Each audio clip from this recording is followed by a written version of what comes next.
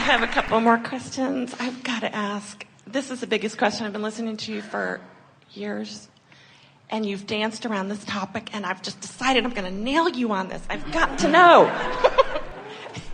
Well, we've answered it thousands of times, but until you get in the vortex, you can't hear the answer. And you really should stop nailing people. Talking about Jesus.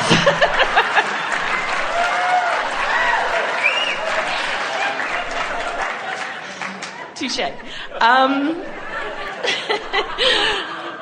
Okay, Annika, stop. My dear friend. The question I have, and it is my resistance, I'm fully aware of that, and I struggle, and I love what you say. Well, now, keep beating the drum. I haven't been able to hear. I've never been able to hear. I probably will not ever hear. I've listened and listened and listened. Maybe you want to do a little different preface to this. I'm sitting here in the vortex of source energy. I've been listening. I can feel myself into the vortex. I'm resonating with the fullness of who I am. I feel great clarity as I sit out there. I can hear the things that you say. I think this is an environment where I can maybe take this thought beyond where it has been before. Maybe it's been there for me and I've just missed it, but today I'd like to highlight it in a way that it asks the question in a very poignant way so that I and others may hear it in a new way, and then I want to relax and hear the answer to it. I like that. Much better setup. Much better. Took the words right out of my mouth. Thank you. Okay, it's the big K, the big karma. I have listened to many recordings. What's big about that? It's the unknown. It's the idea of a lot of different philosophies and religions, and I love what I hear, and it resonates. And you had said there is karma, but you can't go into it. Oh, we've gone into it many times. We just go into it more quickly than you do, and we never give you the answer you want to hear, so you don't think you've heard the answer. But here we have some questions for you, just to set this up as a platform, so that you can hear what's going to come next. Sure. So, do you acknowledge that you are here in this physical body? Yes. That was easy. And do you acknowledge that here in this physical body, you are an extension of non-physical energy? Yes. And do you agree that while you're here in this physical body, in all this realness, that the larger part of you still remains non-physically focused? Yes. And do you acknowledge that the emotions you feel are the barometer of the way those two vibrational aspects are playing off of one another? Yes. Do you agree, or do you acknowledge, or does it sort of feel right to you, that when you feel negative emotion about something, that it means you're thinking about it in a way that the source within you is not thinking about it? Absolutely. In other words, you can tell that you have strayed from your true knowing. Yes. And the reason that you feel negative emotion then is because, as we said earlier, your inner being is not crawling out of the vortex to be with you. Your inner being is holding firm to who you have become and coaxing you into the vortex. And if there's going to be any alignment, you got to come in there and make the alignment. So, if your inner being will not join you in even one negative thought, what do you think the odds are that you'd been sent back into a lifetime to fix something that you screwed up last time? That was big. So, what makes people assume that there's something karmic that they're compensating for? Well, it's easy to understand how they'd get there. They innately believe that they are good. They want to be good. They know that they want stuff that they can't get. And they're outside the vortex trying to make it happen, through words and action, not lining up with the energy that will allow it to happen, but struggling really hard to make it happen. And finally they just get weary and they say, oh, don't tell me that I create my own reality. I don't want to hear that, because I've wanted that for a long, long time. Don't tell me that when I ask it is given. If that's true, then where's my stuff? I've been asking. I don't think it's been being given.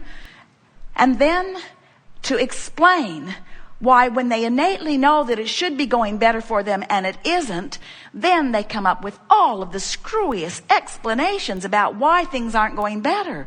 It's my mother's fault. It's the government's fault. It's my husband's fault. It's my wife's fault. It's my child's fault. It's the fault of karma. I must have done something screwy in a past life, and now I'm coming back to do it again, you see. And so that's the reason that we don't talk about karma in the way that most people mean it. There is nothing in anything that we know that even remotely resembles what most people mean when they talk about karma. Now, are you an eternal being? Yes. So that's kind of karmic.